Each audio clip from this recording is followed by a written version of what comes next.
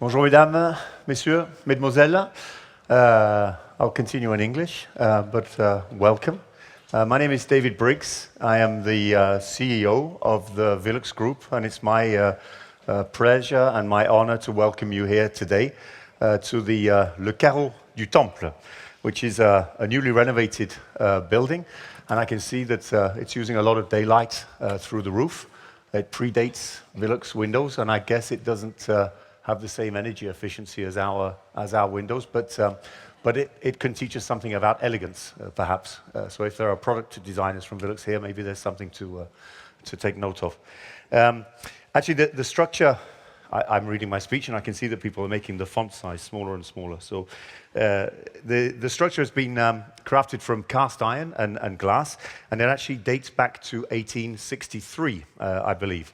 In 1982, it was listed as a historical monument, and in 2014, it was converted into this fantastic multi-purpose exhibition space, which we're lucky enough to be occupying here today.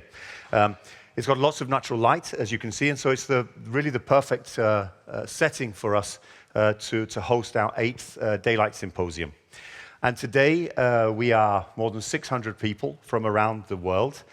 So first of all, I would like to thank all of you for making the time to spend with us here today, and for many of you also tomorrow, in what I hope is going to be an extremely interesting couple of days. We're looking forward to hearing your insights, of course, and your contributions to the upcoming discussions, and we hope that you'll leave feeling both informed and inspired.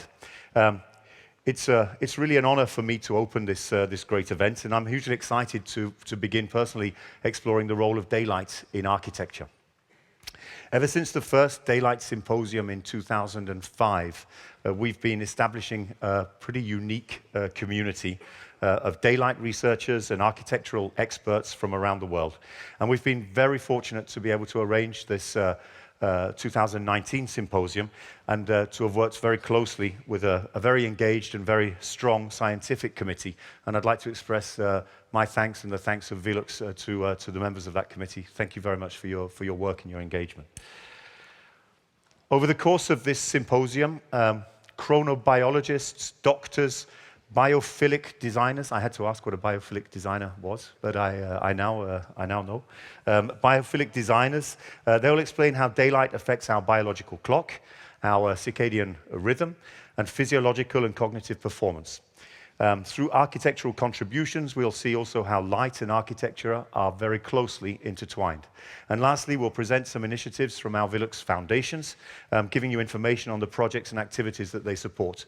You may know that 90% of the dividends produced by VELUX every year go towards scientific research and cultural and societal projects which are distributed, and last year we distributed some 168 million euros for the benefit of society. So you'll get to see a little bit of that fantastic work. But before we get started, some of you probably are wondering why VELUX is hosting this knowledge and best practice forum, and we believe there are three reasons. Firstly, it's because we share a passion for designing better buildings, and we really believe and have believed since the outset in harnessing the power of natural resources, and especially the sun and the wind. V in VELUX stands for ventilation, and Lux in VELUX stands for light, so it's been at the core of our raison d'être as a company since our founding. In VELUX, we want to create healthy places to live, to work, and to play, and we want to do this in a way that is good for people and also good for the planet. We believe it can be achieved through great building design. Designs that are rooted in sustainability and that start with the needs of their users. We should ask ourselves, what do people dream of? What do they need? And how can we make their everyday lives more comfortable? And can we, through daylight design, shape more and better space? We need to build, of course, in a sustainable manner. We need to carefully consider the use of resources and prioritize energy efficiency.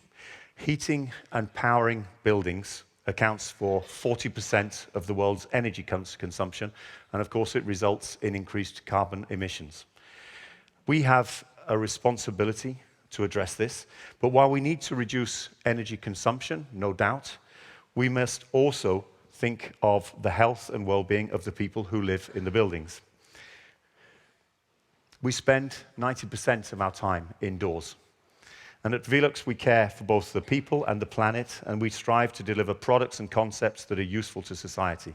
So developing more sustainable buildings, cities, and communities is what we aim to accelerate, and we look forward to discussing how to do that with all of you today. Secondly, scientific studies have proven that buildings can have a huge impact on our lives, on our health, and on our well-being. How we build, the materials we use, and the designs we apply, they can significantly improve the quality of our indoor environment. Further understanding of how the form and function of our buildings support our lives and fit our actual needs is key in our opinion. Thirdly, we want to enable the collective sharing of ideas about how we can design and build better. We believe that by doing this, we can take steps to create buildings that positively impact our bodies, our minds, and our brains. We should consider how buildings look, how they feel, and how they affect us. We believe that these issues are too important to be left unaddressed, and we should therefore promote discussion across disciplines and across professions in order to improve the buildings that we live in. If we can foster a stronger dialogue across the practices, we can also accumulate collective learning, and we can hopefully partner with one another to find solutions. Together, we believe we can raise the standard of today's and tomorrow's quality of living by shaping better and more sustainable buildings. I'm really confident that such thinking will be inspired by the wide array of presentations that we will receive today. Presentations from researchers, from architects, from engineers, from innovators, from educators, from builders, from investors, and from legislators. And the topics that will be addressed will cover different design and building phases, from new knowledge to early inspiration, to design, to construction, and to use. So today at the Daylight Symposium, we'll explore the role and importance of daylight in creating healthy and resilient buildings and discuss how to facilitate this transfer of knowledge from research into practice. By gaining different perspectives and sharing knowledge from our different fields of practice, we can address some pertinent questions. Some questions such as, how can buildings truly support human needs? How can buildings be healthy places while also being energy efficient? How can we be respectful of resource consumption and stay in balance with nature?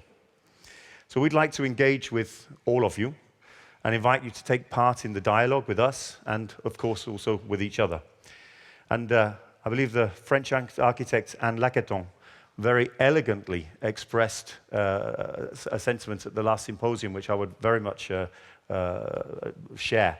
She said that buildings are beautiful when people feel good in them. So please enjoy the day. We hope that you'll feel inspired. I'd like to say thank you and welcome. And I'd like to then pass the word to Michel Langrand, who is the former president for 27 years of VELUX France, who is kind enough to moderate the sessions today. I appreciate it. Michel's also my former boss, the best boss I had, so good to have you off on the stage. Thank you, Michel.